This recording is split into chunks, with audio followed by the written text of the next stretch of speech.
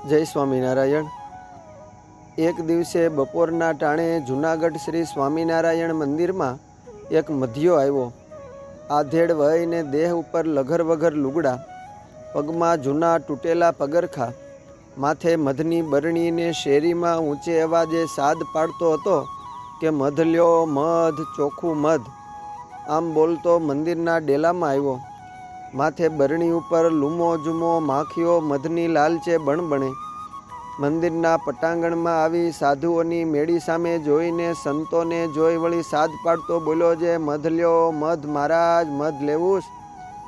એ ટાણે થોડેક આઘેરા જૂનાગઢ મંદિરના ફળિયામાં માળા લઈને ટેલતા સદગુરુ નારાયણદાસ સ્વામીની પડખે મધ્યે જઈને કહ્યું કે મહારાજ, ચોખ્ખું મધ લ્યો, ગળ્યું ને સારું છે, ગૈરનું તાજું જ વેડેલું છે। નારાયણદાસ સ્વામીએ પુરાણી ગોપીનાથ સ્વામીને સાદ કરીને બોલાવ્યા ને કીધું કે તું થોડી વાર ઊભો રહે, હું કોઠારીને બોલાવું। નારાયણદાસ સ્વામીનો સાદ સાંભળીને ગોપીનાથદાસ સ્વામી તુરત બહાર આવ્યા ને સ્વામી પાસે જઈને પગે લાગતા બોલ્યા કે બોલો સ્વામી। ત્યારે નારાયણદાસ સ્વામી કહે કે પુરાણી આ મધ્યો આવ્યો છે, માંદા સાધુઓને દવામાં કામ લાગે અને શિયાળો છે તો દેવને થાળમાં મધ ને ઘી પણ ધરાવાય। આપણે ભંડારમાં મધ ખૂટું આવ્યું છે તો તમે ખાતરી કરીને લઈ લ્યો। ભલે સ્વામી। ગોપીનાથદાસ સ્વામીએ મધ્યાને ધર્મશાળાના પગથિયા પાસે લઈ જઈને નારાયણદાસ સ્વામી મંદિરમાં જઈને પ્રદક્ષિણા કરવા લાગ્યા। પુરાણી સ્વામીએ પૂછ્યું કે એલા મધ્યા, આ મધ ચોખ્ખું તો છે ને? અરે બાપુ, ચોખ્ખું એટલે એકદમ ચોખ્ખું, તાજે જ તાજું, હમણાં જ ઘરના જંગલમાં જઈને વેડી લાવ્યો છું। સ્વામી એની વાત સાંભળીને કહે, એ તો તમે ચોખ્ખું જ કહો ને, ભાષા જેવી મીઠી વાપરો કે લોકો છેતરાઈ જાય। જો ભાઈ અમારે ભગવાનને થાળમાં ધરાવવા માટે અને માંદા સાધુઓ માટે દવામાં વાપરવા માટે મધ લેવું છે, તો હું ક્યાં કહું છું કે તમારે કોકને વેચવા લેવું?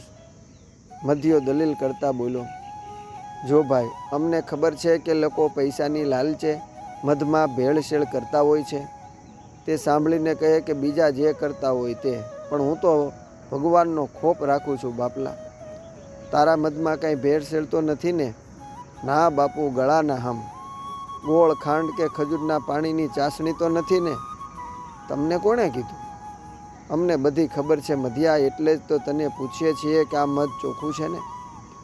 બાપુ, જો તમને મારા ઉપર ભરોસો ન હોય તો તમે ખાતરી કરી જુઓ, આંખમાં મધનું ટેપું નાખો, જો આંખ બળે તો માનજો કે મધ હાસું જ। એ તો ફટકડી હોય એટલે આંખ તો બળે જ ને, પણ તું તારી દેવીના સમ ખા તો અમે માનીએ કે આ મધ ચોખ્ખું છે। મધ્યો તુરત બોલ્યો કે અરે મહારાજ, દેવી કાંઈ હમ ખાવા થોડી, મધની વિશે દેવીને ક્યાં લાવ્યા? સ્વામી, હું ગરીબ માણા કાંઈ ખોટું બોલું?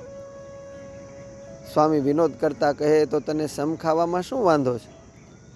તો જો સ્વામી, જો હું ખોટું બોલતો હોઉં ને તો આ મધમાં જો કાંઈ ભેળસેળ હોય તો આવતે ભવે મને તમારો જ અવતાર આવે। લ્યો બસ, હવે હાસું મનાણું? મધ્યાના સમ સાંભળીને ઉભેલા સંતો ભક્તો હસી પડ્યા। ગોપીનાથદાસ સ્વામી કહે કે એલા મધ્યા, તે સમ ખાવા માટે અમારામાં એવું નબળું શું જોયું? ત્યારે તુરત જ બોલ્યો કે હોય સ્વામી, તમારામાંય નબળું હોય।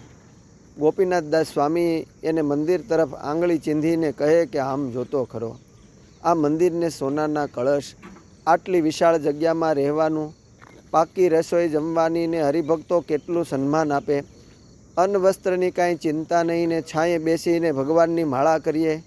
ત્યારે મધ્યો તુરત જ બોલ્યો કે સ્વામી, તોય અમારે હોય એવું તમારે ન હોય।